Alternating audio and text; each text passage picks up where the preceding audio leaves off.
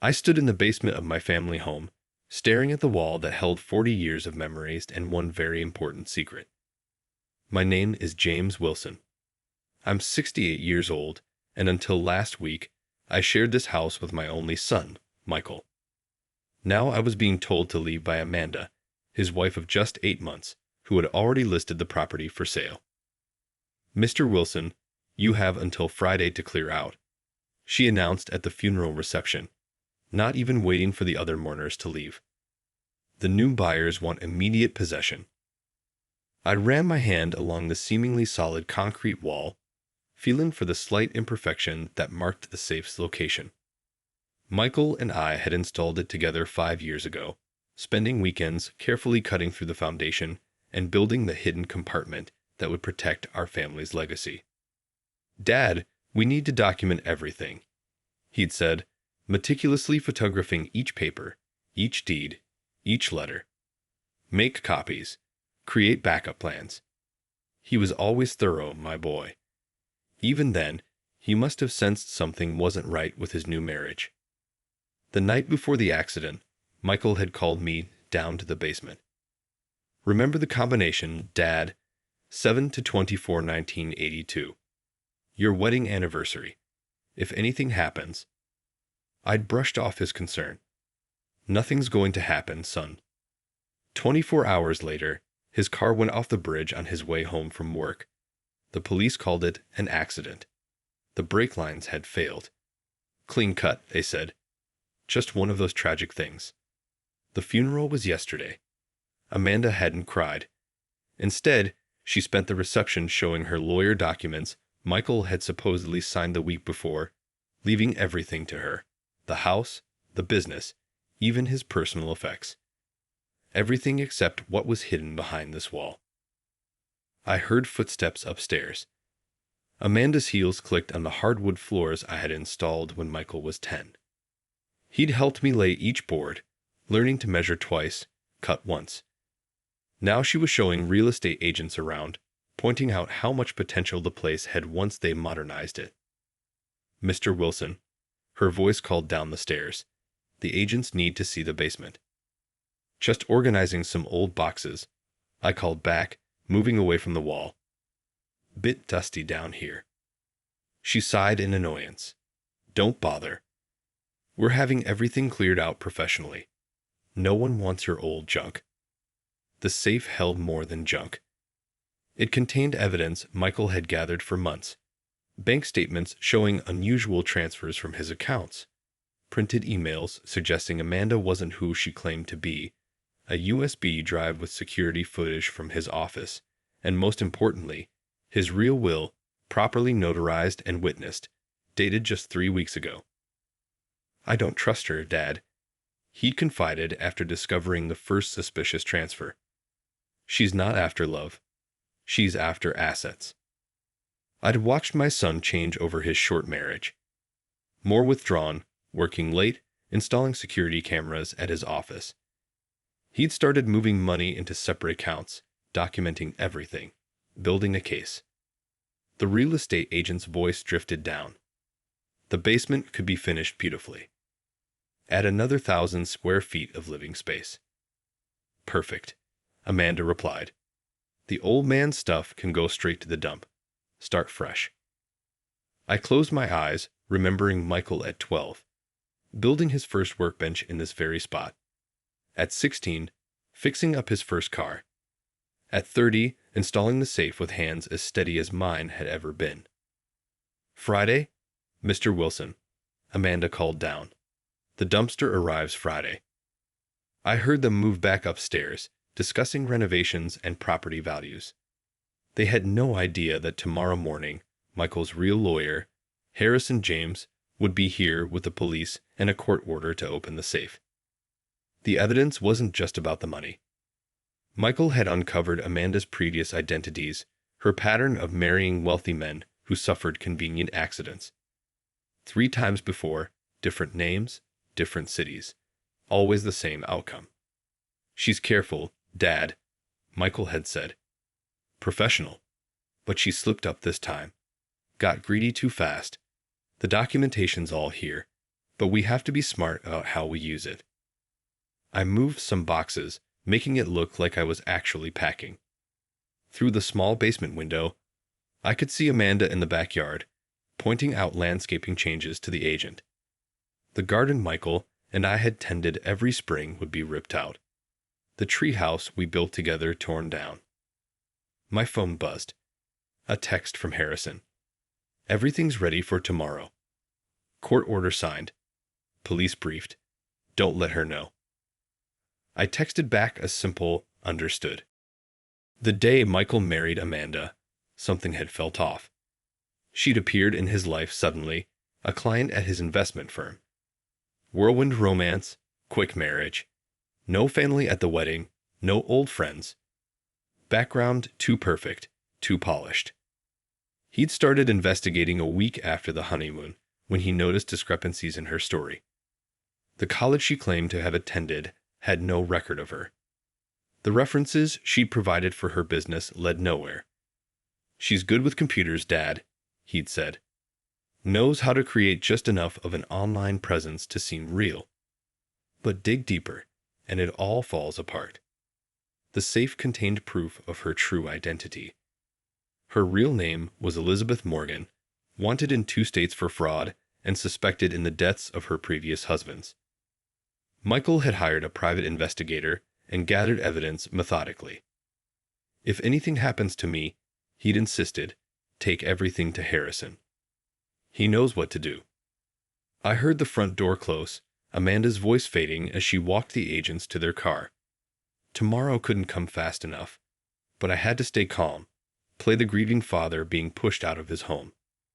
The evidence wasn't just about protecting our family's assets. It was about justice for Michael. The brake lines hadn't just failed. They'd been cut, just like the brake lines on her previous husband's car in Seattle 3 years ago. My phone buzzed again. Harrison. Police want to move timeline up. Be ready at 7 a.m. Perfect. Amanda usually slept late, especially now that Michael wasn't here to wake her for morning meetings. She'd be caught completely off guard. I heard her heels again, coming down the basement stairs. Still here? I thought I was clear about Friday. I turned, seeing her perfectly made-up face, the practiced look of concern that never quite reached her eyes. Just taking a moment, I said. Lot of memories down here. Memories don't pay mortgages, she replied. I'm selling this place whether you're ready or not. Michael left it to me, and I get to decide what happens now. I nodded, playing the defeated old man.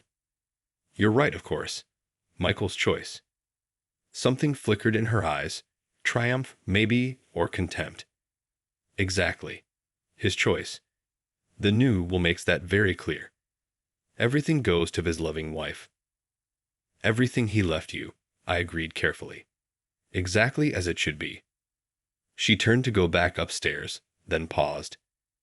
You know, I could let you rent a room somewhere. Small monthly allowance. If you stop being difficult about the sale. That's very generous, I said, watching her try to play the caring widow. I'll think about it. Don't think too long. Offer expires Friday. Her heels clicked back up the stairs, leaving me alone with the wall that held all her secrets. I spent that night in my old armchair, the one Michael and I would sit in while watching baseball games. Sleep wasn't an option. Too much adrenaline, too many memories.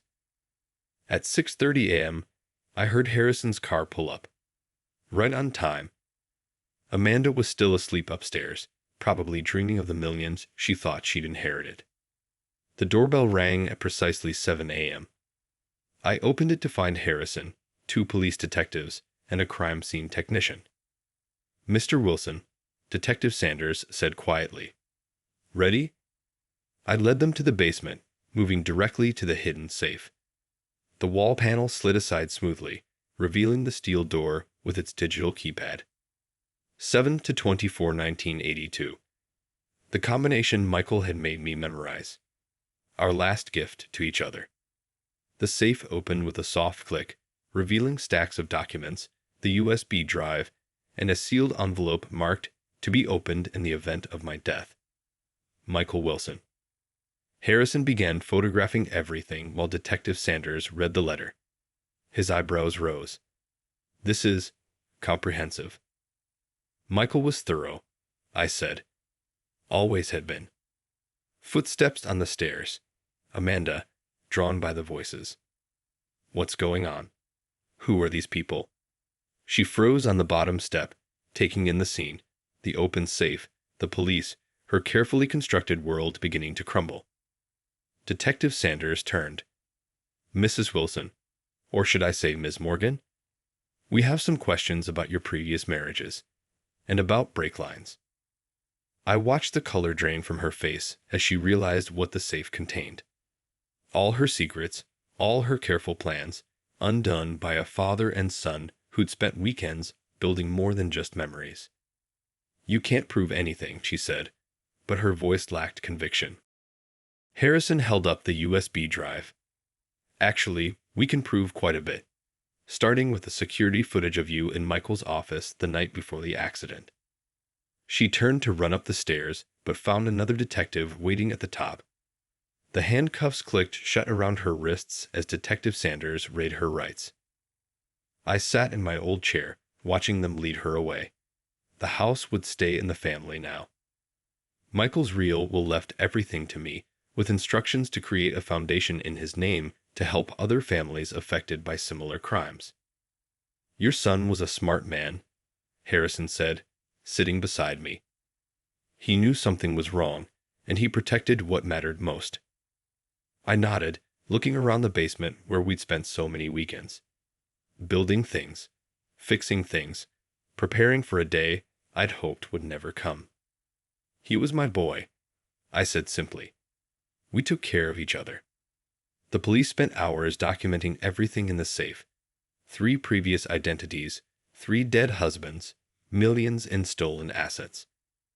Michael had tracked it all, built an airtight case even from beyond the grave. By sunset, the house was quiet again. Mine again. I stood in the backyard, looking at the treehouse Michael and I had built when he was 8. It would stay now, a reminder of better days and the bond between a father and son that even death couldn't break. My phone buzzed one last time. Harrison. She's talking. Trying to make a deal. Your boy did it. He got her. I smiled up at the darkening sky. We did it together, son, I whispered. Just like always. The week after Amanda's arrest felt surreal. I sat in Michael's old office at Wilson Investment Group, surrounded by the life my son had built, going through files he had meticulously prepared for this exact moment. Harrison stood by the window, speaking with the FBI agents who had taken over the investigation. 3 different states. Agent Morrison said, reviewing the documents from our safe. 3 different names. Your son connected all the dots. I picked up a photo from Michael's desk, the 2 of us at his company's opening 5 years ago. His proud smile, my hand on his shoulder. He knew something was wrong the day she started asking about his life insurance policy.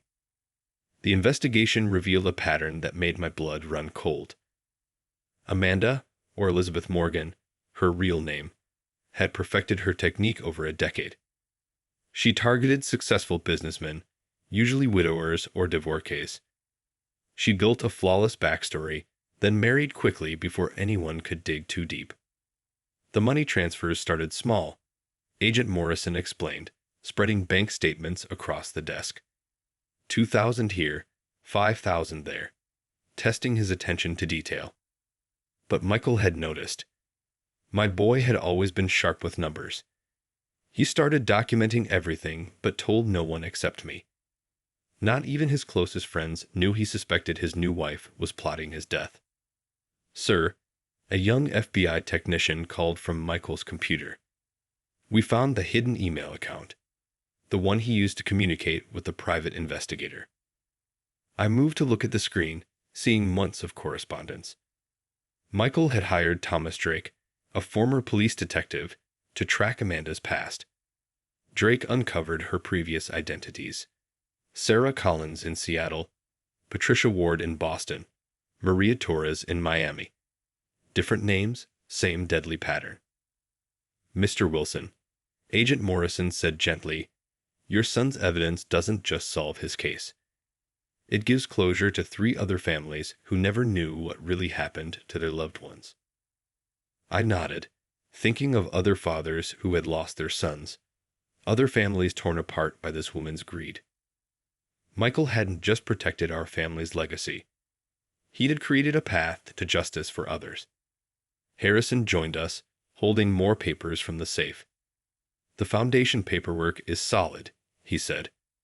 Michael set everything up months ago. The Wilson Foundation for Investigative Justice, using his money to help other families investigate suspicious deaths. My son's final gift to the world. Even facing his own mortality, he had thought of others. There's something else, Agent Morrison added, hesitating. We found evidence she wasn't working alone. This was new. I looked up sharply. What do you mean? The technical expertise needed to create those false identities, the sophisticated banking trails, it suggests an organization. People who specialize in helping. People like her.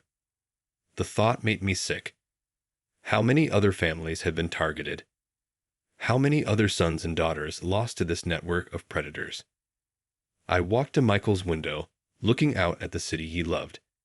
The building across the street where we ate lunch every Thursday. The park where he learned to ride his bike. Every view held a memory, now tinged with both loss and purpose. What happens now? I asked, turning back to the room.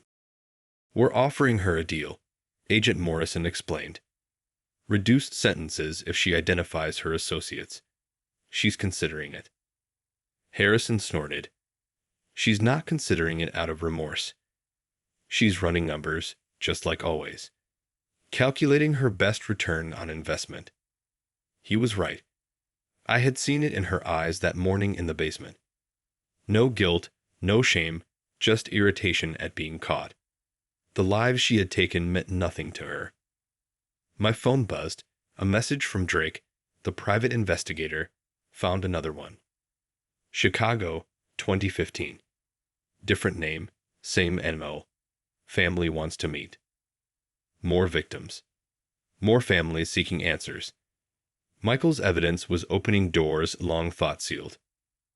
The foundation, I said suddenly. When can we start?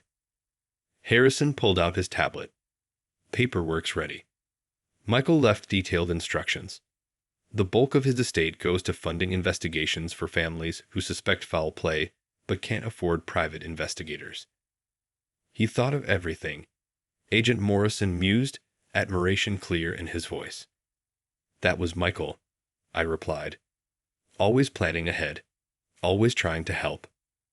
The next few hours blurred into a parade of federal agents, forensic accountants, and legal experts. Each discovery in Michael's files led to new revelations, new connections.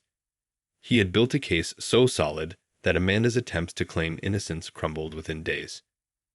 By evening, the office cleared out, leaving just Harrison and me. We sat in Michael's chair, sharing the bottle of scotch he had kept in his desk for special occasions. Remember when he bought this building? Harrison asked, looking around the office. Everyone said he was too young, taking too big a risk. I smiled at the memory. He said location matters more than age. Prove them all wrong within a year. The foundation will carry that forward, Harrison said. His name will be associated with justice, not tragedy. My phone buzzed again. Another message from Drake. Chicago family flying in tomorrow. Their son died 3 years ago. Car accident. Brake lines. I showed Harrison the message. It's really happening, isn't it? What Michael wanted. He turned his suspicions into a mission, Harrison replied. Turned his death into a weapon against the people who caused it. I stood, walking to the wall of photos Michael kept. Him graduating college. Opening his first office. Standing with clients. Living a life that should have been much longer. I need to go to the house, I said suddenly. There's something I need to check. Harrison nodded, understanding. Want company. No, this is something I need to do alone. The drive home felt different now. Not running from memories, but moving toward purpose. Michael hadn't just left us evidence. He had left us a mission. In the basement, I went straight to the workbench we built together. Behind it, another panel, another secret. This one known only to me. The second safe wasn't as sophisticated as the first. Just a simple lockbox bolted to the foundation. Inside was a letter in Michael's handwriting, dated 2 days before his death. Asterisk Dad, if you're reading this, then everything we feared came true. But you found the evidence, followed the plan. I'm proud of you, just like you always said you were proud of me. The foundation isn't just about catching killers. It's about proving that love leaves a stronger legacy than hate. That a father and son spending weekends building things can change the world. There's more evidence in the storage unit on 4th Street. Unit 23. The combination is your birthday. Share it when the time is right. Take care of my people, Dad, and know that every moment we spent together mattered. Love, Michael Asterisk.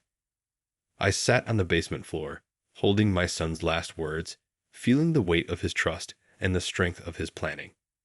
Even now, he was leading us forward, showing us the way to turn grief into purpose. Tomorrow, I would meet the family from Chicago. Begin the work Michael had laid out for us. Build something new from the ashes of loss. But tonight, in this basement where we had spent so many hours building and planning, I let myself be just a father missing his son. Remembering his laugh, his determination, his endless drive to help others. My phone buzzed one last time. Agent Morrison. She's talking. Named 3 associates. Operations in multiple cities. Your son's evidence broke it open. I looked at the letter in my hand, then at the workbench where we had spent so many weekends. We did it, son, I whispered. We're still building things together. Outside, the sun was setting on another day in a world without Michael. But tomorrow would bring new purpose, new families to help, new justice to pursue. His legacy was just beginning. 3 months after Amanda's arrest, I stood in front of a room full of strangers who shared a terrible connection. Families from Chicago, Seattle, Boston, and Miami. Each one a victim of what the FBI now called the Black Widow Network. Michael's evidence had started an avalanche. My name is James Wilson. I began, my voice steady despite the emotion in the room. My son Michael left us the tools to find justice. Now we're going to use them. The Wilson Foundation's first official meeting was being held in Michael's old conference room. 23 people, each carrying a story of loss and suspicion, finally finding answers through my son's meticulous planning. David Carter from Chicago stood up first. His brother's death had mirrored Michael's: brake failure, a quick marriage, missing assets. For 3 years, the police said we were just grieving, imagining conspiracies, he said. Now we know the truth. The truth was bigger than any of us had imagined. Amanda's confession had exposed a sophisticated organization, professional identity forgers, corrupt banking officials, even a mechanic who specialized in untraceable brake failures. They had been operating for over a decade. The foundation has hired 5 private investigators, I explained, distributing folders Michael had prepared. Each specializes in a different area: financial fraud, digital forensics, automotive accidents. They're at your disposal. Harrison, now the foundation's legal director, took over. Michael left detailed protocols: how to trace hidden accounts, track false identities, and connect seemingly unrelated cases. We're already investigating 15 potential matches. Sarah Chen, a forensic accountant we'd hired, projected a complex diagram on the wall. This is what we call the pattern map, she explained. Each red dot is a confirmed case. Yellow dots are suspected matches. The connections show how money moved between accounts. The pattern was chilling in its efficiency. The organization had cells in major cities, each following the same playbook: target successful professionals, arrange accidental deaths, and liquidate assets through a maze of offshore accounts. My daughter, a woman from Boston, said quietly. They said she committed suicide, but she just started investigating her new husband's past. I moved to sit beside her, remembering my own grief. Tell me about her, I said softly. Everything you remember about the days before. Every detail matters. That's how we spent the afternoon, sharing stories, connecting dots, and building on Michael's work. Each family added pieces to the puzzle, turning individual tragedies into a map of organized crime. Agent Morrison arrived later, bringing news. 3 more arrests this morning, he announced, including a probate judge who helped fast-track will changes. The network's starting to crumble. But it wasn't just about arrests and assets. Each person in that room needed what Michael had given me, the chance to transform grief into action. The foundation isn't just about investigation, I explained. It's about support, legal aid, counseling, whatever you need to rebuild. Michael wanted to break the isolation these crimes create. Harrison distributed more documents, guides Michael had written, explaining how to recognize warning signs, protect assets, and document suspicions. Even in death, my son was teaching, helping, and planning ahead. We've also established a secure database, Sarah added. When someone reports suspicious patterns, we can cross-reference against known cases and stop these crimes before they end in tragedy. The afternoon turned to evening, but no one wanted to leave. These people had spent years being dismissed, told they were paranoid, imagining things. Now they had validation, resources, and most importantly, a community. I found myself at Michael's old desk later, after the others had gone. The foundation's first day had exceeded his hopes. His planning was already saving lives. Harrison joined me, carrying fresh coffee. You know what this means, right? The organization will notice. They'll realize their playbook is exposed. Good, I said firmly. Let them worry for a change. Let them look over their shoulders. My phone buzzed. A message from Drake. New lead in Portland. Similar pattern. Family reaching out tomorrow. Another case, another family needing answers. Michael's legacy was growing, spreading, protecting others. The next morning, I visited Michael's grave before heading to the office. It's working, son, I said quietly. Everything you planned, everything you built, it's helping people. The foundation's work was expanding faster than we had anticipated. Law enforcement in 3 countries had requested our data. Support groups were forming in major cities. Michael's patterns were being taught at FBI training sessions. Back at the office, Sarah showed me new financial traces. They're changing tactics, she explained. Getting sloppy in their rush to hide evidence. Making mistakes. Keep pushing, I told her. Every mistake makes them easier to catch. Harrison arrived with more files. 2 more families confirmed matches yesterday, and Amanda's talking more. Seems she doesn't like prison food. I smiled grimly. Amazing how fast principles crumble when faced with consequences. Her testimony was filling in gaps, confirming Michael's theories and strengthening cases. The Chicago family called. They'd found more evidence in old phone records. The Boston woman's daughter's case was being reopened. The Miami investigation had uncovered 3 new suspects. Mr. Wilson, Sarah called from her desk. You should see this. She pulled up an email. Someone inside the organization was reaching out, offering information, scared by how much we'd uncovered. Set up a secure meeting, I decided. Through proper channels. Let's see what they know. Michael's voice seemed to echo in my head. Build it right, Dad. Make it last. Make it matter. That's exactly what we were doing, building something that mattered. Taking the worst moment of our lives and using it to prevent other families from experiencing the same pain. The foundation was becoming what Michael had envisioned, a weapon against those who prey on trust, a shield for those left questioning tragic accidents, a light exposing decades of carefully hidden crimes. As I looked out over the expanding operation, investigators analyzing data, families finding support, justice taking shape, I felt Michael's presence stronger than ever.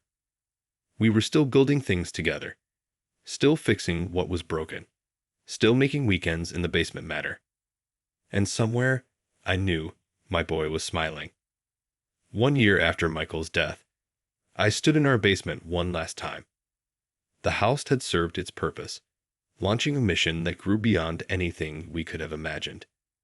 Tomorrow, the Wilson Foundation would move into its new headquarters, a building dedicated to protecting families and exposing predators. The numbers told a powerful story. 37 arrests across 6 countries. 89 families finding answers. Over $300 million in stolen assets recovered.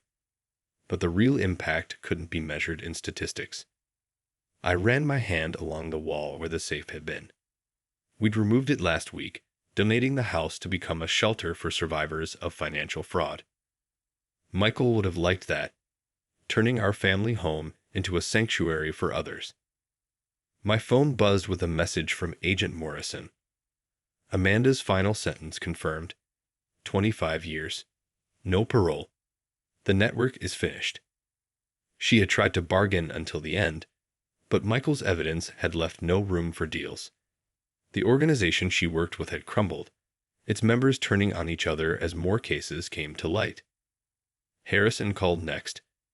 The Chicago case closed today. Family wanted you to know. Said to thank Michael.